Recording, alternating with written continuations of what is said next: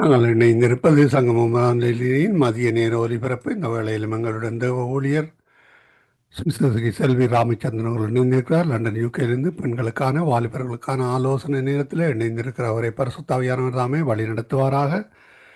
எடுத்து வர போகிற வார்த்தைகளுக்காக முன்னதாக நன்றி கூறிக்கொண்டு அவரை வாழ்த்தி வரவேற்றுக் கொண்டு இந்த வேளையிலும் அவரிடம் ஒப்படைப்போம். பரிசுத்தாவியானவர் தாமே வழி நடத்துவாராக. பெண்களுக்கான வாலிபர்களுக்கான ஆலோசனை நேரத்தில் இணைந்திருக்கிற ஊழியருக்கு சங்கமம் வானொலி டீம் சார்பிலும் என் சார்பிலும் என் குடும்பத்தின் சார்பிலும் இணைந்து கேட்டுக்கொண்டிருக்கிற மறுவலை கேட்கப் போகின்ற ஒரு சார்பிலும் வாழ்த்தி வரவேற்றுக் கொண்டு அவரிடம் ஒப்படைப்போம். பிரிஸ்லோட்டமா ஆமீன் ஆமீன். இந்த வேளையிலும் உங்களிடம் ஒப்படைக்கிறோம். வழி நடத்துங்களா. God plus. ஆமீன் ஆமீன். சங்கமம் என்ற இந்த வானொலி ஸ்தாபனத்தின் மூலம் நம்முடைய கர்த்தராகிய இயேசு கிறிஸ்துவினுடைய பரிசுத்த வேதாகமத்திலிருந்து ஜீவனுள்ள வார்த்தைகளை பகிர்ந்து கொள்ளும்படியாக அடிமைக்கு கர்த்தர் தருகின்ற தருணங்களுக்காக கர்த்தரை நான் நன்றியோடு நான் ஸ்தோத்தரிக்கின்றேன். எனக்கு இந்த வாய்ப்பை உருவாக்கி தருகின்ற சங்கமம் என்ற இந்த வானொலியையும் நடத்துகிற சகோதரரையும் கர்த்தர் ஆசீர்வதித்து வழி நடத்துவாராக. இந்த நாளிலும் நான் மத்தேயு 24 அதிகாரத்திலிருந்து ஒரு சில காரியங்களை நாம் தியானிக்கலாம் என்று நான் வாஞ்சிக்கிறேன். கர்த்தருடைய வருகை குறித்த ஒரு அதிகாரமாய் இந்த அதிகாரம் காணப்படுகிறது. கடந்த வாரத்திலே எப்படியாய் ஒரு ஆவிக்குரிய வாழ்க்கைக்கு நமக்கு ஒரு மகிமையின் ஆவிக்குரிய வாழ்க்கையை நாம் வாழும் பொழுது மகிமையின் சரீரம் நமக்கு கர்த்தர் தருவார் என்பதையும் அதை குறித்து ஒரு சில தியானங்களை நான் வார்த்தைகளை பகிர்ந்து கொண்டேன். அதை தொடர்ந்து இந்த நாளிலே நாம் எப்படியாய் அது எப்பொழுது நடக்கும், அது என்ன காரியங்கள் என்பதை ஆண்டவராக இயேசு கிறிஸ்து நமக்கு மத்தேயு 24 அதிகாரத்திலே அநேக காரியங்களை கற்றுக் கொடுத்திருக்கிறார். அதில் உள்ள சில வசனங்களை நான் வாசித்து இந்த நாளிலே நாம் ஆயத்தமாகலாம். கர்த்தருடைய வருகை எப்பொழுது நடக்கும் என்பதை நாம் அறியோம். கர்த்தருடைய வருகை எப்பொழுது நடக்கும் என்பதை யாருமே அறியார்கள். பிதா ஒருவர் மாத்திரம்தான் அறிவார் என்று வேத வசனம் ஆணித்தரமாக நமக்கு சொல்லுகிறது. மத்தேயு 24 அதிகாரம் 36 வசனம், அந்த நாளையும் அந்த நாழிகையும் என் பிதா ஒருவர் தவிர மற்றொருவனும் அறியான், பரலோகத்திலுள்ள தூதர்களும் அறியார்கள். அந்த நாளையும் அந்த நாழிகையையும் என் பிதா ஒருவர் தவிர, ஆண்டவராகிய இயேசு கிறிஸ்து சொல்லுகிறார், அந்த ஆண்டவருடைய இரண்டாம் வருகை எப்படி இருக்கும், அதனுடைய அடையாளங்கள் என்னென்ன காரியங்கள் அந்த நாளிலே நடைபெறும் எல்லாவற்றையும் சொல்லிவிட்டு அந்த அதுக்குரிய நேரம், இப்பொழுது எல்லா காரியத்துக்கும் ஒரு டைம் இருக்கிறது அல்லவா, அந்த டைம் எப்பொழுது, அந்த நாளை, அந்த டே அண்ட் டைம், நாழிகை கர்த்தருக்கு மாத்திரம்தான் தெரியும். மற்ற யாருக்குமே அந்த காரியம் தெரியாது. கர்த்தர் பிதா ஒருவர் மாத்திரம் அதை அறிவார், மற்ற ஒருவனும் அறியான். தேவ தூதர்கள் கூட அறியார்கள், தேவ தூதர்களுக்கு கூட தெரியாது என்பதாக இந்த வசனத்திலே நாம் பார்க்கிறோம். பரலோகத்தில் உள்ள தூதர்களும் அறியார்கள், அவர்களுக்கும் தெரியாது ஆண்டவருடைய இரண்டாம் வருகை எப்படி, எந்த நாள், எந்த டைம், யாருக்கும் தெரியாது. பிதா ஒருவர் மாத்திரம் அந்த காலத்தையும் நேரத்தையும் நாளிகையும் அந்த அறிகிறவராய் இருக்கிறார்.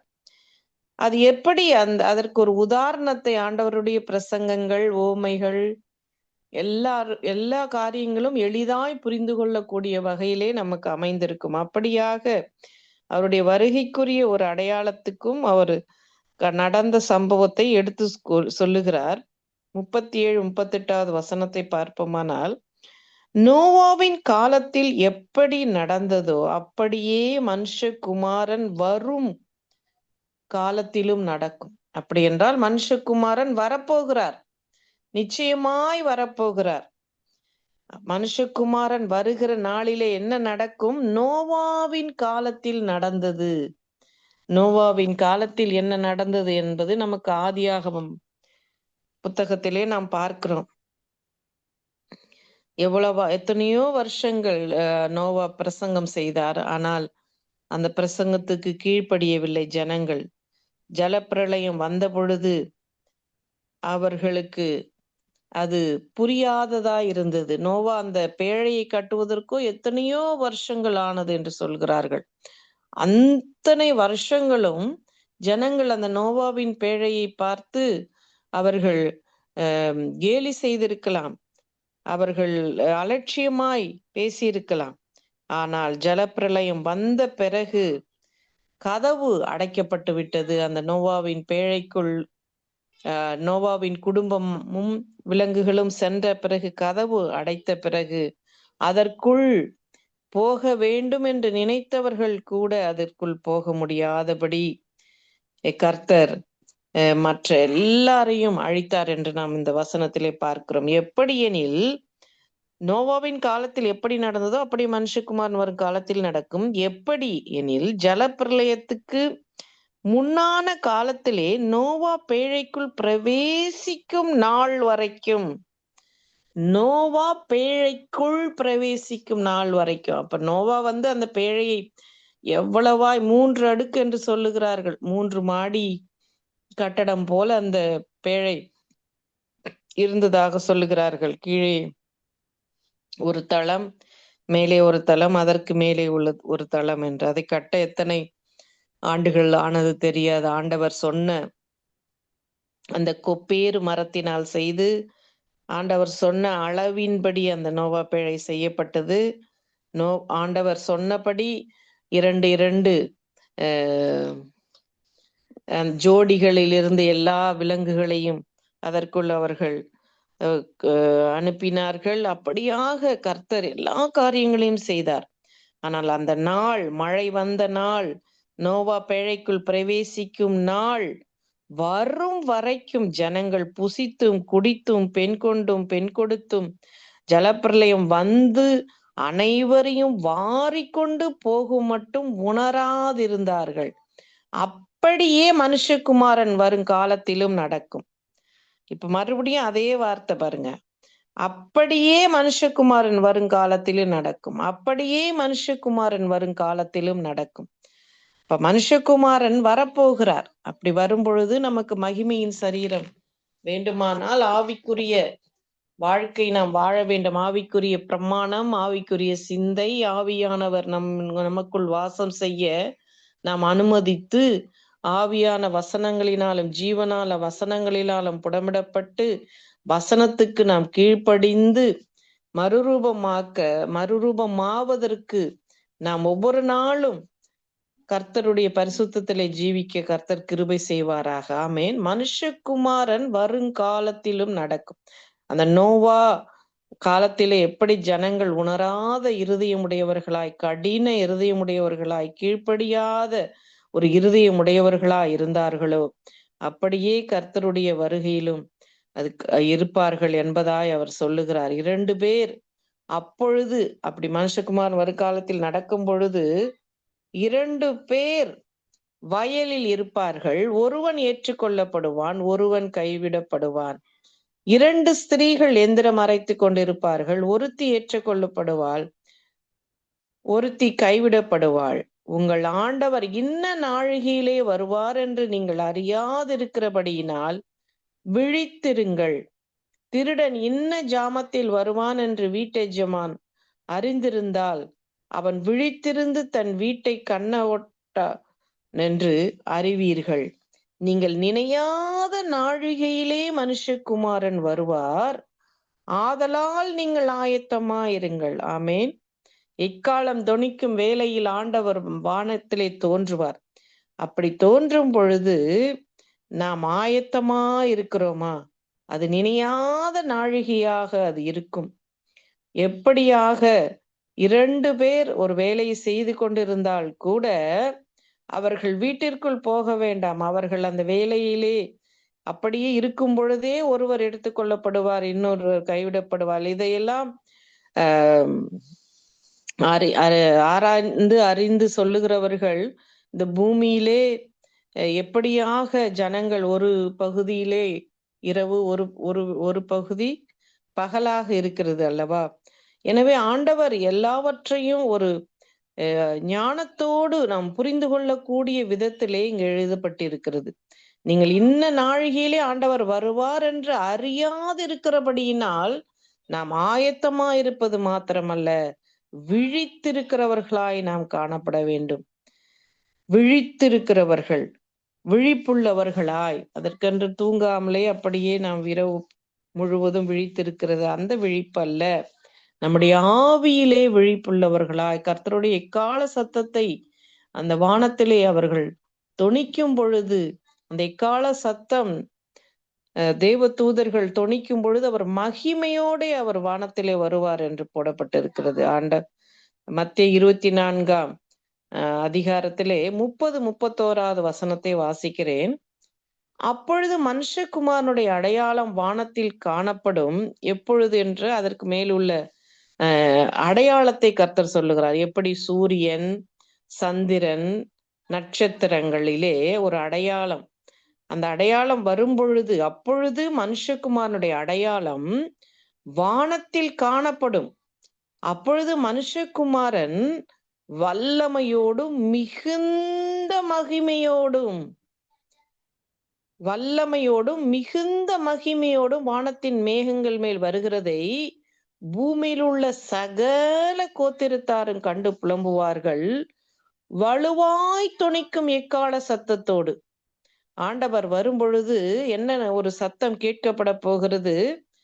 நாம் ஏன் விழித்திருக்க வேண்டும்? ஆவியிலே நாம் விழிப்புள்ளவர்களாய் காணப்பட வேண்டும். வலுவாய் தொனிக்கும் எக்கால சத்தம். அப்படி என்றால் நல்ல வலுவா என்றால் அதிக சத்தத்தோடு, முழக்கத்தோடு என்று அர்த்தம். தொனிக்கும். அவர் தமது தூதர்களை அனுப்புவார். அவர்கள் அவரால் தெரிந்து கொள்ளப்பட்டவர்களை வானத்தின் ஒரு முனை முதற்கொண்டு மறு முனை மட்டும் 4 திசைகளிலும் இருந்து கூட்டி சேர்ப்பார்கள்.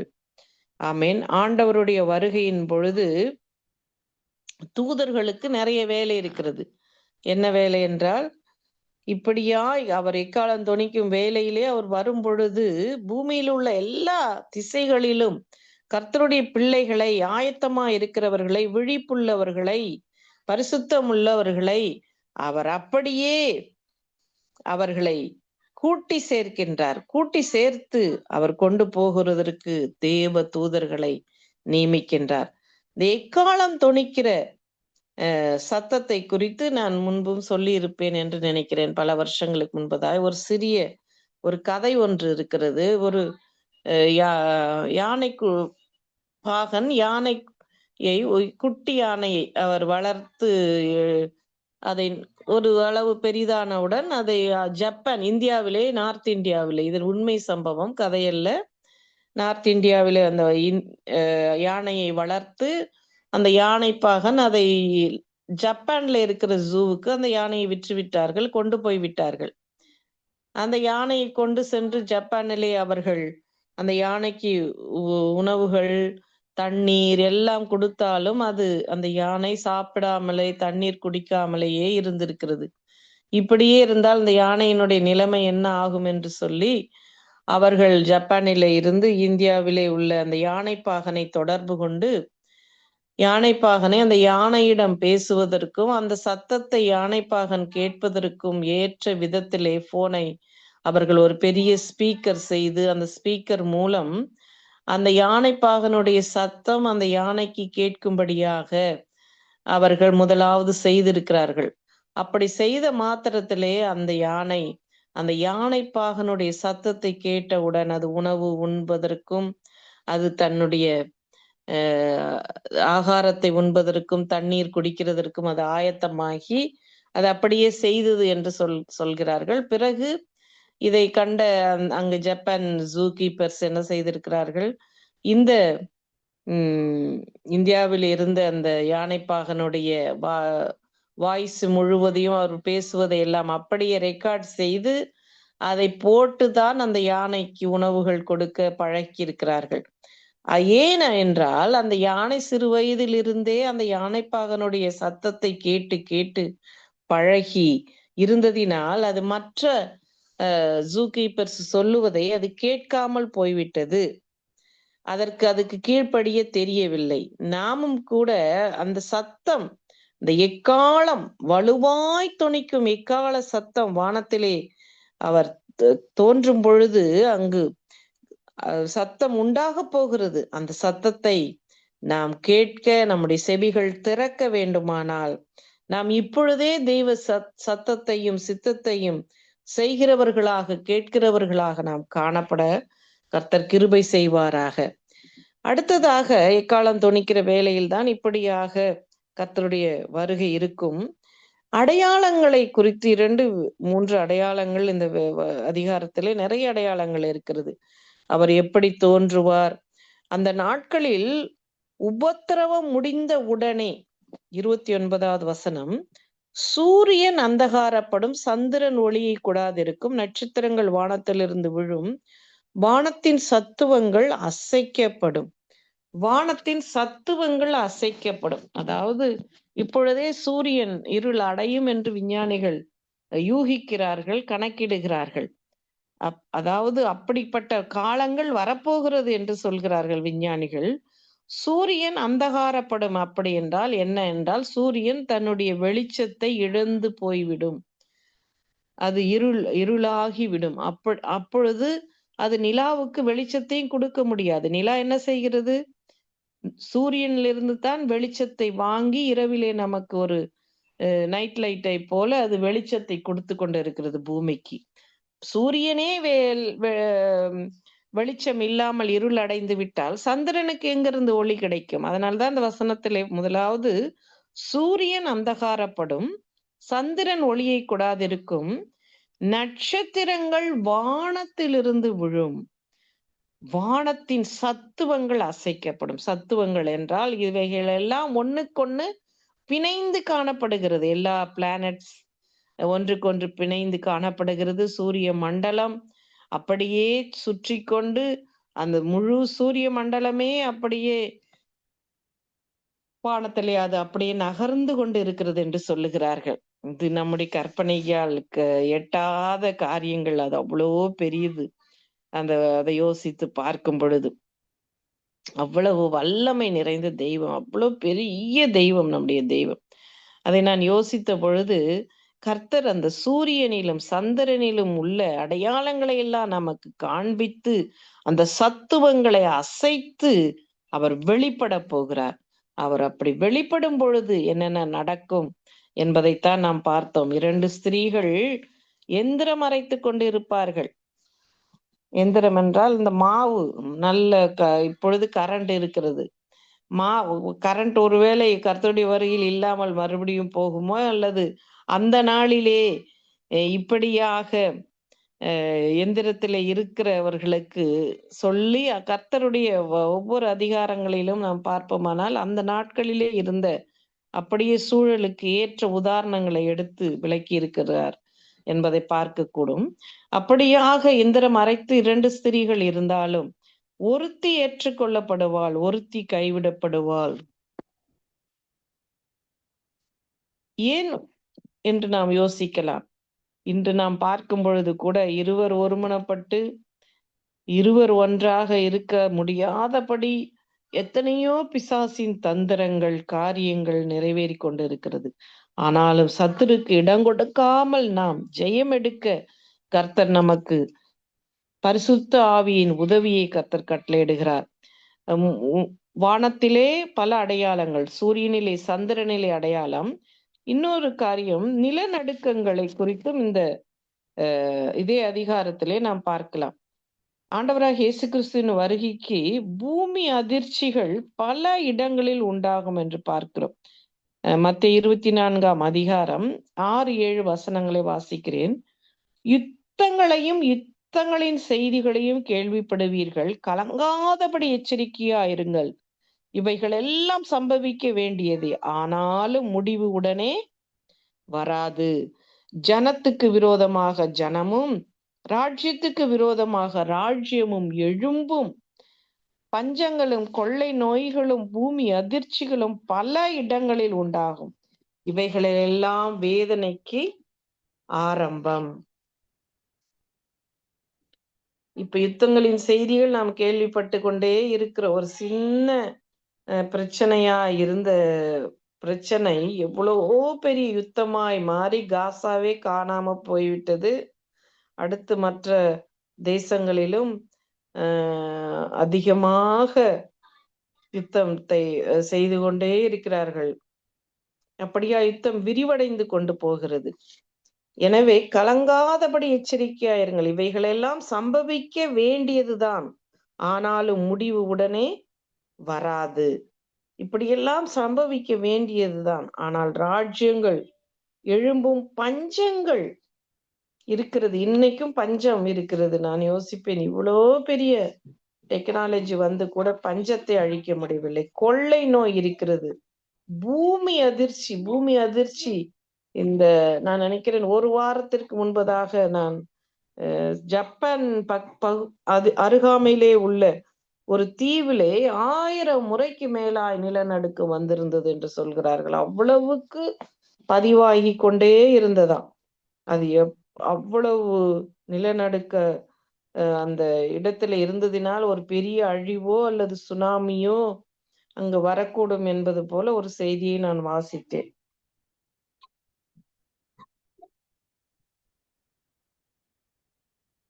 இப்படியாய் பல உதாரணங்களை ஆண்டவராக இயேசு கிறிஸ்து நமக்கு அவருடைய வருகையை குறித்து நமக்கு ஒரு எச்சரிப்பாக கர்த்தர் சொல்லுகிறார். அவருடைய வருகிற நேரம் பிதா ஒருவர் தான் அறிவார். எனவே நாம் ஆயத்தமா இருக்க நமக்கு கர்த்தர் சொல்லுகிறார். அடுத்ததாக, இந்த எக்கால சத்தத்தை கேட்கிறவர்களாய் நம்முடைய இருதயம் ஆயத்தமாக வேண்டும். இருதயத்திலே நமக்கு பரிசுத்தம், இருதயம் கர்த்தருக்கு திறந்து கொடுக்க நாம் கிருபை பாராட்ட வேண்டும். அவர் நமக்கு அநேக காரியங்களை வெளிப்படுத்தி இருக்கிறார், ஆனால் அதை விசுவாசிக்கிறவர்களாய் நாம் காணப்பட வேண்டும். அடுத்ததாக, இந்த அடையாளங்கள் எல்லாம் நடந்து கொண்டு இருக்கிறது. இஸ்ரேலிலே பார்க்கும் பொழுது அந்த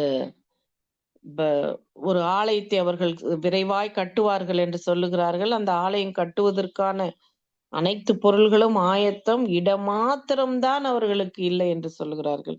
அந்த இடமும் ஏதோ ஒரு இடத்திலே அவர்கள் கட்டுவதற்கு பிரயாசப்படவில்லை. அது சரியான ஒரு இடத்திலே தான் கட்டப்பட வேண்டும் என்று விரும்பி அந்த இடத்தை அவர்கள் முன்குறித்து அதிலே கட்ட வேண்டும் என்கிற பிரயாசத்தை அவர்கள் ஏறெடுக்க போகிறார்கள். அந்த ஆலயத்தை கட்டி முடித்து அவர்கள் பலியிடுதலை ஆரம்பித்தால் அந்தி கிறிஸ்துவின் ஆட்சி வரும். பிறகு ஆண்டவருடைய வருகை உடனடியாய் வந்துவிடும் என்று வேதாகம ஆராய்ச்சியாளர்கள் ஒரு சிலர் கணிக்கிறார்கள். அது எப்படியாய் நடக்கும் என்பதை நாம் அறியோம். ஆனால் ஆண்டவர் அதை சரியான நேரத்திலே அதை செய்ய வல்லமை உடையவராயிருக்கிறார். எனவே கர்த்தருடைய வருகையிலே ஊழியம் செய்கிற ஒவ்வொருவரும், என்னையும் தான் சேர்த்து சொல்லுகிறேன், ஒவ்வொருவரும் நாம் எப்படியாக காணப்பட வேண்டும். அந்த ஊழியக்காரன் நினையாத நாளிலும் அறியாத நாழிகையிலும் அவனுடைய எஜமான் வந்து அவனை கடினமாய் தண்டித்து மாயக்காரரோடே அவனுக்கு பங்கை நியமிப்பான், அங்கே அழுகையும் பற்கடிப்பும் உண்டாயிருக்கும் அப்படின்னு இந்த கடைசி வசனத்துல பாக்குறோம் மத்தேயு 24. ஆனா கர்த்தர் வந்து அவருடைய ஊழியக்காரருக்குன்னு ஒரு தனி பங்கு வச்சிருக்காரு. அவங்களுக்குன்ட்டு ஒவ்வொருத்தருக்கும் ஒரு பங்கு கர்த்தர் நியமிச்சு வச்சிருக்காரு. அதை பெற்றுக்கொள்ளத்தக்கதாய் ஓட கர்த்தர் நமக்கு கிருபை பாராட்ட கர்த்தர் கிரியை செய்வாராக. நாம் கண்களை மூடி கூட கர்த்தரை நோக்கி நாம் பார்ப்போம். ஸ்தோத்திரம் அப்பா, இந்த நாளுக்காக நாங்கள் உமக்கு நன்றி நன்றி என்று சொல்லுகிறோம் தகப்பனே. நீர் இம்மட்டும் எங்களை வழிநடத்தி இந்த பிப்ரவரி மாதம் தகப்பனே உம்முடைய வார்த்தையை பகிர்ந்து கொள்ளும்படியாய் அடிமைக்கு கொடுத்த தருணங்களுக்காக கர்த்தரை நான் நன்றியோடு நான் ஸ்தோத்தரிக்கிறேன். என் தேவன் தானே ராஜா, எங்களுக்காக மரித்து உயிர்த்து சதாகாலம் நீர் உயிரோடு இருக்கிறீரப்பா. உடைய தழும்புகளால் எங்களை சுகமாக்கினீர். உடைய தழும்புகள் எங்களை தொட்டு சுகமாக்கினதற்காக உமக்கு நாங்கள் நன்றி நன்றி நன்றி நன்றி நன்றி என்று சொல்லுகிறோம் அப்பா. நீர் தகப்பனே இந்த பூமியிலே எங்களை ஆளுகை செய்யும்படியாய், இந்த பூமியிலே நாங்கள் உம்முடைய சத்தியத்தை பரப்பும்படியாய், இந்த பூமியிலே நாங்கள் உமக்கு உத்தமமாய் ஜீவிக்கும்படியாய் நீர் கிருபை பாராட்டி வருகிறீர். அதற்காக உமக்கு நன்றி நன்றி நன்றி தகப்பனே. தொடர்ந்து உம்முடைய கரம் எங்களோடு கூட இருந்து எங்களை வழிநடத்தட்டும், ஆசீர்வதியும். வானொலியை நடத்துகிற சகோதரி, அவருடைய மனைவி, பிள்ளைகள், பேர பிள்ளைகள் ஒவ்வொருவரையும் நீர் ஆசீர்வதித்து வழிநடத்தும்படியாய் எங்களுக்காக மரித்து உயிர்த்து சதாகாலம் ஜீவிக்கின்ற இயேசுவின் நாமத்தில் ஜெபிக்கிறேன் நல்ல பிதாவே, ஆமேன். ஆமீன் ஆமீன். கர்த்தருடைய வருகை குறித்ததாக எடுத்து வந்த தேவ செய்திக்காக நன்றி செலுத்துகிறோம், வாழ்த்துகிறோம். கேட்டுக்கொண்டிருந்த ஒருவரும் அதே வேளையிலே திரும்பமாக கேட்கப் போகிற ஒருவரையும் கர்த்தர் தாமே இந்த வார்த்தைகளுக்கு கூட ஆசீர்வதித்து வழிநடத்துவாராக என்று வாழ்த்தி கொண்டு உங்களுக்கு நன்றிகளையும் வாழ்த்துக்களையும் கூறுகிறோம். உங்களையும் குடும்பத்தாரையும் சவரின் ஜோயல் காரியங்கள் ஒவ்வொன்றையும் நாங்கள் அறிவோம். ஒவ்வொருவரும் ஜெபிக்கிறார்கள். கர்த்தருடைய கரத்திலே ஒப்புவிக்கிறோம். கர்த்தருடைய நாமத்தை உயர்த்துகிற உங்களையும் உங்கள் குடும்பத்தாரையும் கர்த்தர் தாமே ஆசீர்வதித்து உயர்த்தி வழிநடத்துவாராக. நன்றிகளையும் வாழ்த்துக்களையும் கூறிக்கொண்டு நாங்கள் இந்த வேளையிலும் விடைபெறுகிறோம். கர்த்தர் பெரிதான காரியங்களை வழிநடத்துவாராக. அடுத்த வாரத்தில் இதே நேரம் சந்திப்போம். அதுவரையும் தேவசமாத்த கூறுகிறோம், வாழ்த்துகிறோம், ஆசீர்வதிக்கிறோம். காட் பிளஸ் யூ அம்மா. ஆமேன் ஆமேன் ஆமேன். நன்றி பிரதர். கர்த்தர் உங்களை ஆசீர்வதிப்பாராக. ஆமேன் ஆமேன் ஆமேன். அருமையானவர்களை, நாங்கள் இணைந்திருப்பது சங்கமம் வானொலியின் மதிய நேரம் மாலை நேர ஒலிபரப்பு. இதுவரை நேரம் எங்களுடன் தேவ ஊழியர் சகோதரி சுசதகி செல்வி ராமச்சந்திரன் அவர்கள் லண்டன் யூகேயிலிருந்து இணைந்து கர்த்தருடைய வார்த்தைகளை பகிர்ந்து கொண்டார்கள். கர்த்தருடைய வருகைக்கான காரியங்களை எடுத்து வந்தார்கள், ஆலோசனையாக எடுத்து வந்திருக்கிறார்கள். கேட்கின்ற ஒவ்வொருவரும் விடுதலை பெற்றுக்கொள்ளத்தக்கதாக அவர்கள் இந்த காரியங்களில் சிந்தனை செய்யும்படியாக, கர்த்தரண்டை திரும்பும்படியாக கர்த்தர் உதவி செய்வாராக. நன்றிகளையும் வாழ்த்துக்களையும் கூறுகிறோம். ஆமேன் ஆமேன்.